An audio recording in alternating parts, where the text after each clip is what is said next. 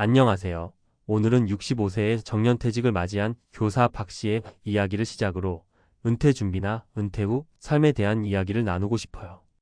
요즘 들어 퇴직을 앞두거나 이미 퇴직한 분들과 이야기를 나누면 대부분 조금 더 일찍 준비할 걸 그랬다라는 말을 많이 하시더라고요. 특히나 교사, 공무원처럼 직업 안정성이 탄탄하다는 인식이 강했던 직종에 계셨던 분일수록 막상 퇴직해보니 별다른 대책 없이 그냥 퇴직금과 연금만 믿고 있었다가 당황하는 경우도 많습니다. 박 씨 역시 난 그래도 연금이 있으니 괜찮지 않을까라고 생각했던 한 사람이었죠. 그런데 막상 퇴직 후 몇 개월이 지나니 생각대로 흘러가지 않는 현실에 부딪혔어요. 교단에서 30년 넘게 아이들을 가르치며 누구보다도 열정적으로 살아왔지만 더 이상 매일 아침 출근할 곳이 없으니 어딘가 허전하고 내가 뭘 할 수 있지? 하는 불안감이 엄습하는 겁니다. 게다가 월급이 끊기고 연금만으로 생활을 하려니 갑자기 지출 규모가 훅 줄어드는 걸 몸소 실감하게 됐다고 해요. 그동안 습관처럼 써왔던 생활비, 배우자나 자녀들과 함께하는 지출, 갑작스럽게 찾아올 수 있는 의료비 같은 부분이 한 번에 감당하기 힘들 정도로 부담이 된다는 거죠. 그렇다면 은퇴 후 삶은 무조건 암울하기만 한 걸까요? 꼭 그렇진 않아요. 다만 은퇴 생활을 좀 더 내가 원하는 방향으로 꾸려나가려면 생각보다 많은 준비가 필요하다는 건 분명합니다. 그래서 박 씨의 이야기를 바탕으로 은퇴를 하거나 곧 은퇴를 앞둔 분들이 생각해 볼 만한 점들을 나눠볼까 해요. 그리고 나만 이런가? 하는 불안감을 느끼지 않도록 비슷한 사례들을 3가지 정도 더 소개하면서 조금이라도 공감과 위로를 전해드리고 싶습니다. 1. 퇴직 후 찾아온 박 씨의 고민. 박 씨는 65세까지 고등학교에서 아이들을 가르쳤습니다. 초임 시절에는 빠듯한 월급으로 아이들 장학금이라도 좀 더 주고 싶어서 사비를 쓰기도 했고 중간중간 연수를 받거나 대학원을 다니며 좋은 선생님이 되기 위해 노력했던 시간이었죠. 그래서 퇴직을 하고 나면 편히 쉰다고 생각할 수도 있었지만 현실은 만만치 않았습니다. 경제적 압박. 생각보다 연금 액수가 많지 않았어요. 물론 연금이 없는 분들보다는 사정이 나은 편이지만 박 씨는 아직도 자신이 건강하다고 생각했고 평균 수명을 고려하면 적어도 20년은 더 살아야 합니다. 그리고 자녀에게 손 벌리는 건 자존심이 허락하지 않아요. 은퇴하기 전에는 그렇게 부담스럽지 않던 병원비도 이제 생각만 해도 겁이 납니다. 나중에 큰 질병이라도 생기면 어떡하지? 라는 걱정이 머리에서 떠나질 않죠. 정신적 공허. 출근하는 삶이 갑자기 사라지니 첫 한두 달은 와, 이게 진짜 자유구나 싶었다고 해요. 그런데 시간이 지날수록 어딘가 소속될 곳이 없다는 사실이 점점 불안감으로 바뀌더랍니다. 아이들에게 둘러싸여 늘 누군가를 가르치는 역할을 하던 사람이었기에 이제는 나를 필요로 하는 사람이 없다는 느낌이 들었다고 해요. 미래에 대한 불확실성. 나는 이제 뭘 해야 할까? 라는 질문이 끝없이 머릿속을 맴돌았다고 합니다. 새로운 취미를 갖고 싶지만 뭘 어떻게 시작해야 할지도 모르겠고 이 나이에 무슨 일하는 자격지심도 있었던 거죠. 박 씨가 느끼는 이런 고민들은 비단 교사 출신에게만 해당되는 이야기는 아니라고 생각해요. 다양한 직종에서 정년퇴직을 맞이한 분들도 심지어 자영업을 접고 은퇴한 분들에게도 공통된 이야기이기도 하죠. 2. 은퇴 준비의 핵심 포인트. 그러면 은퇴를 하거나 이미 은퇴하신 분들이 마주치는 이 고민들을 어떻게 풀어나가면 좋을까요?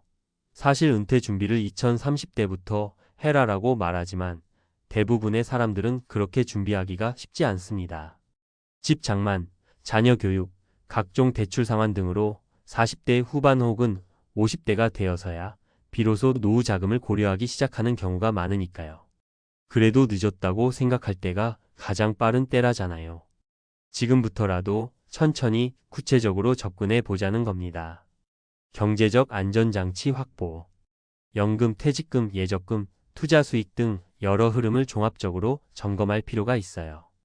요즘은 국민연금 외에 추가로 연금을 들어두는 분도 많고 퇴직 후 원금이 보장되는 상품으로 자금을 옮기는 분들도 있죠. 안정형과 위험형 투자를 적절히 섞어서 장기적인 수익을 노릴 수도 있지만 은퇴 후에는 크고 위험한 투자는 신중해야 해요. 괜히 손해를 보면 만회할 기회가 적으니까요. 만약 건강이 허락한다면 박 씨처럼 은퇴 후에도 소일거리나 파트타임을 구해서 소득 흐름을 이어가려는 시도도 좋습니다. 지금은 재취업이나 강의, 자문 등 다양한 형태로 일할 수 있는 기회가 생각보다 많거든요. 사회적 관계망 유지. 박 씨가 특히 힘들어했던 부분이 학교라는 조직을 떠난 뒤의 소속감 상실이었어요. 따라서 은퇴 전에 미리 퇴직자 모임이나 지역 커뮤니티, 동호회 등에 가입해 둔다면 훨씬 수월하게 적응할 수 있어요.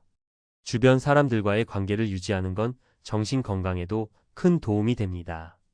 누구와 함께 식사를 하거나 운동을 하거나 작은 모임을 갖는 것 자체만으로도 삶에 활기가 생기죠. 새로운 일과 취미 찾기. 퇴직 후 시간이 생긴다고 해서 무작정 쉰다고 행복이 찾아오는 건 아니라고 해요. 오히려 그 시간을 어떻게 알차게 쓸 것인가 고민해야 합니다. 평소 배우고 싶었던 악기, 그림 그리기, 봉사활동, 혹은 중장년층 대상 대학 교육 프로그램 등 다양한 길이 열려 있어요. 본인이 재미있겠다고 느끼는 활동을 찾는 게 중요해요. 3. 은퇴 후 삶의 3가지 사례. 그래도 내 사례랑은 달라 하실 분도 있을 텐데요. 박 씨가 만난 분들 중 비슷한 고민을 하셨던 분들의 이야기를 간단히 전해볼까 해요. 각 사례마다 조금씩 다른 접근 방법을 취해서 은퇴 후에도 의외로 괜찮은 삶을 살고 계신 분들입니다. 사례 1. 63세 식당 운영자 최 사장님의 뒤늦은 일 재발견. 상황: 최 사장님은 63세까지 식당을 운영했습니다. 그러나 계속되는 경기 불황, 코로나, 팬데믹 등의 여파로 매출이 떨어져 결국 식당을 정리하게 됐죠. 평생 장사만 해왔는데 이제 가게 문을 닫으니 갈 곳도 없고 뭘 해야 할지도 막막했다는 겁니다. 해결: 그 뒤 지역 노인복지관에서 운영하는 조리 자원봉사 프로그램에 참여했어요. 원래 음식 만드는 건 자신 있는 분야이기도 하고 식당을 접었다고 해도 실력은 여전하니까요. 봉사하러 나가서 점심 준비를 하는데 주변에서 사장님 레시피 너무 맛있어요 라는 칭찬을 들으니 어느새 활력이 돌기 시작했다고 해요. 결과 자원봉사를 하던 중 복지관 측에서 주 2회 유급 급식 프로그램 운영을 맡아달라는 제안을 받았답니다. 완전 대기업처럼 급여가 높은 건 아니지만 내가 다시 일을 하고 사람들이 좋아하는 음식을 만들어줄 수 있다는 사실만으로도 삶의 의미가 커졌다고 말합니다. 사례 2. 60세 중소기업 관리직에서 퇴직한 이 과장의 은퇴 후 취미활동. 상황: 이 과장은 중소기업에서 관리직으로 오래 일하면서 내가 참 일만 하다가 인생 다 보낸 것 같다고 느껴왔대요. 평일은 야근, 주말은 가족과 잠깐 시간을 보내는 게 전부. 정년까지 다니진 못했고 구조조정으로 60세에 퇴직을 했어요. 해결: 퇴직 후 이제 내 시간 생겼다라며 제일 먼저 취미 찾아 산만리를 시작했어요. 그동안 하고 싶었던 게 사진 찍기였대요. 중고 카메라를 하나 샀고 유튜브 강좌도 보고 동네 사진 동호회에도 가입했죠. 처음에는 인물 사진보다 풍경 사진 위주로 찍으면서 슬슬 실력을 키웠다고 합니다. 결과 지금은 주말마다 지역 전시회나 공모전에 자신의 사진을 올리는데 재미 붙였다고 해요.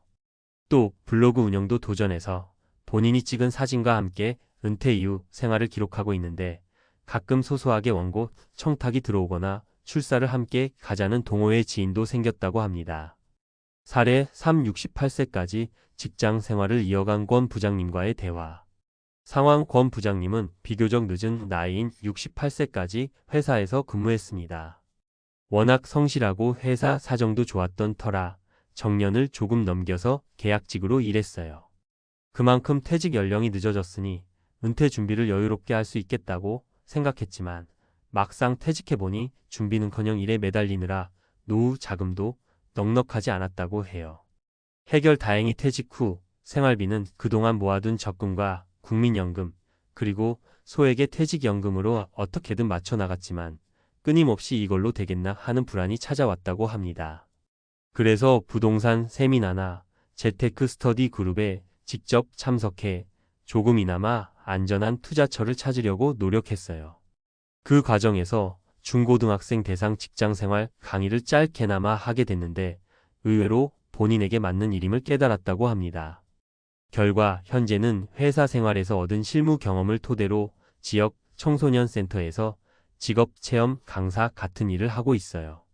물론 대기업에 다닐 때만큼의 수입은 안 되지만 아직도 내 경험이 누군가에게 도움이 될 수 있다는 자부심이 큰 힘이 된다고 하시더라고요. 4. 은퇴 후 삶을 더 풍요롭게 만드는 팁. 이 세 가지 사례를 들어보면 공통점이 있습니다. 내가 잘할 수 있는 일을 활용했다. 사회와의 연결고리를 계속 이어갔다. 작지만 확실한 소득 혹은 활동성을 유지했다. 은퇴 후에는 쉬면서 남은 인생을 편하게 살겠다라고 생각할 수도 있지만 실제로는 많은 분들이 아무것도 안 하는 것이 주는 공허함에 시달립니다. 그러니 오히려 은퇴 후엔 일을 하든 봉사를 하든 자기만의 루틴을 만들며 활동량을 유지하는 게 정신 건강에도 이롭고 작은 돈이라도 벌 수 있으면 경제적으로도 조금이나마 숨통이 트이죠. 체력 관리 적절한 운동과 식습관을 유지해야 은퇴 후 길어질 시간을 건강하게 지낼 수 있습니다. 걷기나 수영, 가벼운 등산 등 본인에게 맞는 운동을 꾸준히 해보세요.